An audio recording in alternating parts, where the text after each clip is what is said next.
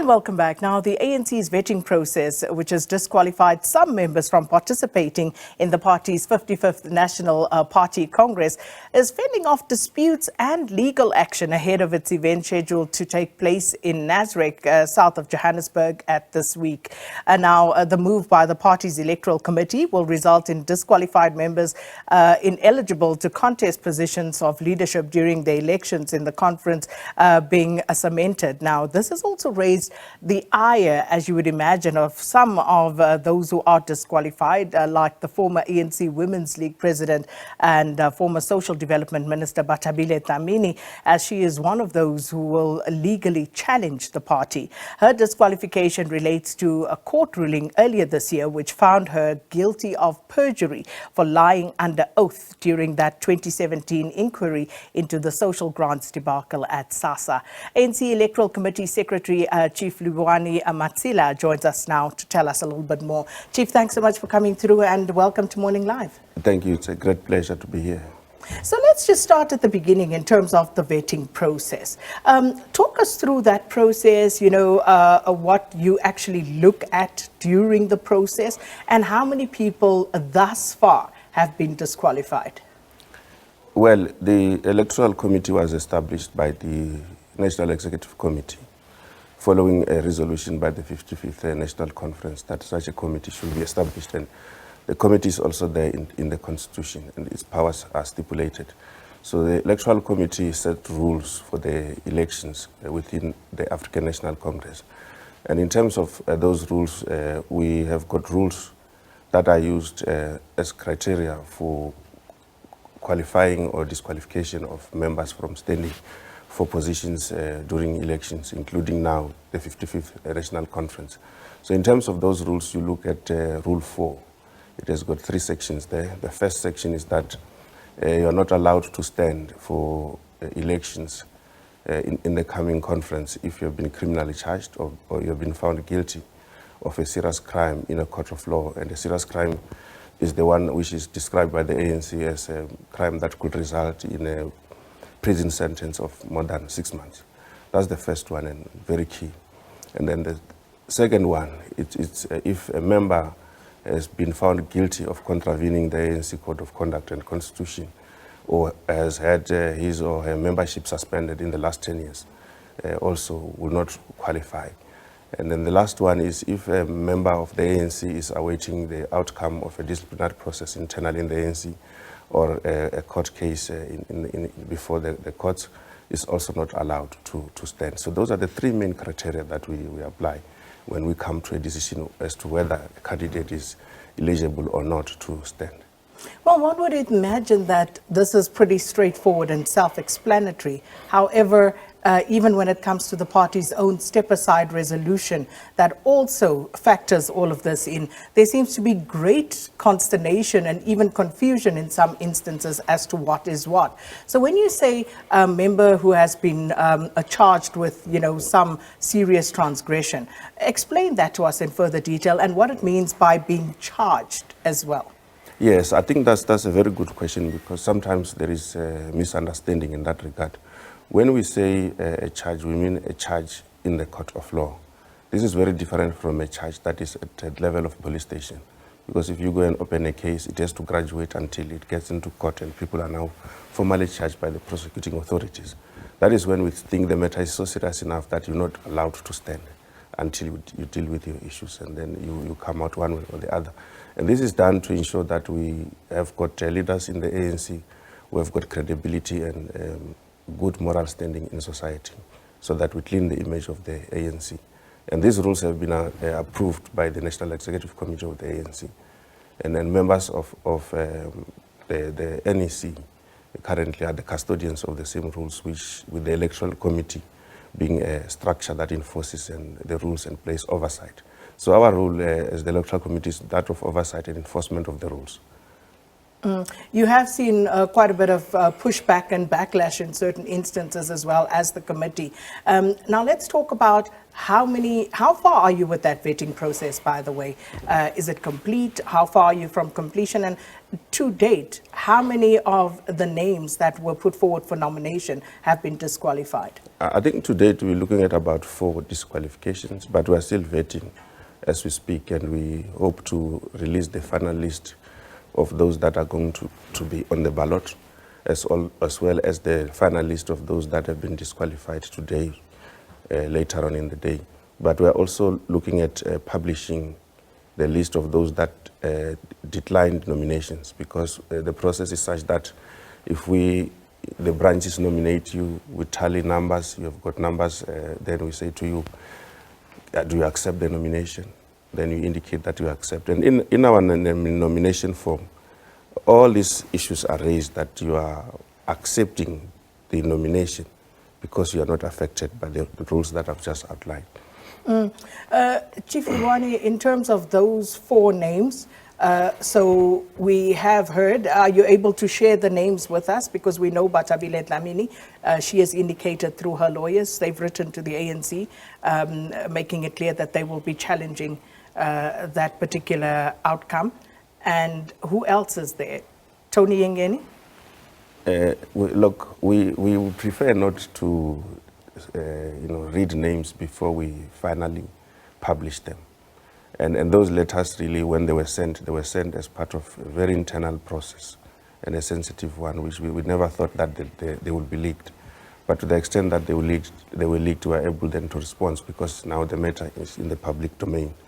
So the first issue is that if you are affected by the disqualification, you still have internal remedy within the ANC by appealing to the electoral committee, furnishing reasons why you believe that you should not be disqualified. The electoral committee will then interact with you and deal with the reasoning, and maybe it will come to a different conclusion if convinced. So, with regard to that, and given how tight, the time frames are, are you satisfied as a committee that you've given yourself enough time to deal with those remedies, be they internal or external at this point, to a point where it does not interfere with the elective Congress? The onus is on those that are aggrieved to immediately indicate in writing that they are aggrieved and why they are aggrieved. So as soon as you get a letter that disqualifies you, then you go to immediately inform us, so that we don't have delays in finalizing these matters.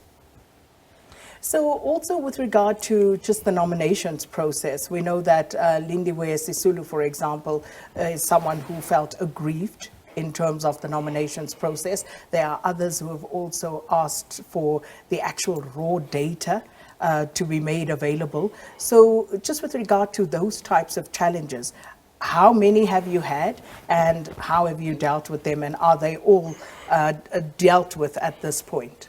Yeah, it's not a lot of disputes. There were 2 disputes. The one you're talking about that affects Comrade Lindiwe Sisulu.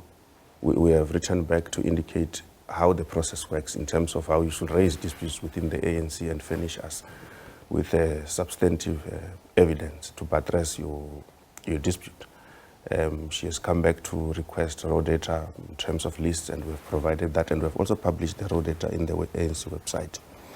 Then there was a group of about 16 comrades. We've also returned to them to explain in detail how the process works, because the process is not about public outcry. You have to raise these issues internally and properly and within reason. So we have done that. So we believe that most of the issues now are put to bed. There was the issue that affected Comrade Didi Mabuza, and we've asked him to authenticate that he has appointed a campaign manager, because somebody just appears on TV and says, I'm a campaign manager for the Deputy President of the ANC, and the Electoral Committee has got no knowledge of such a campaign manager. So we have done that, and we are waiting for further information in some cases. Is that something that needs to be communicated to you? Yeah. because usually you would have people contesting and someone somewhere is running that campaign on their behalf. Is there an obligation to actually pass that information on to the Electoral Committee? Yes, because the rules as approved by the National Executive Committee stipulate that every campaign must be disclosed in terms of the financial resources that are being used, and particularly where are the funds coming from, who are the donors, how much is being spent on what. Because we've come to realize that campaigning has become the norm in the ANC. And to a certain extent, people do use money. But then there are items that are allowed that you can spend money on. Limited accommodation, a bit of minimal catering, except issues of alcohol. We don't allow people that you should campaign by buying comrades alcohol. You can hire a venue. Such things, you need to be very transparent. So that's why when somebody just appears as a campaign manager, you want to ask questions. Which campaign is being run? Where are the funds from? How much is that campaign manager getting to do the campaign? So those things must be declared, and the Electoral Committee must then know. Then if we know, we're able to interact with whether it's a fundraiser in the campaign or a campaign manager. So those are stipulated in the rules again. So all the time, we refer to the rules so that we are not seen to be arbitrarily dealing with issues of elections within the ANC. So does that mean, as we sit here this morning, that all of the candidates, for example, vying for the top 6 positions in the African National Congress, they have divulged all of the information that you just outlined to yourselves as the Electoral Committee, have they? Most of them, especially those that are vying for the top 6 positions, have now done so. Others want a bit of time to compile their statements. So we do have records with us. We know how much money is there and what is being spent. So how much is being spent on average on these campaigns? No, we are still, Just on average. I'm not looking for concise figures, just on average. How much are the candidates spending on their campaigns? It's not amazing figures. So what's not amazing? No, 500,000, a million, 10 million?